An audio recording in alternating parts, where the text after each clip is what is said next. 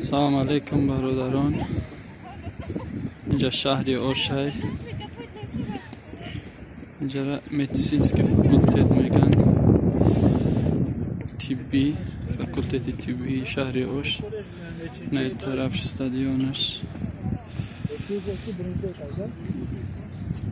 یکم زدانیا کلینیکای، پشت این زدانیا هندوسا میخونن و اینجا باشد تاجیکا زیاد بچه ها میخونن هستن.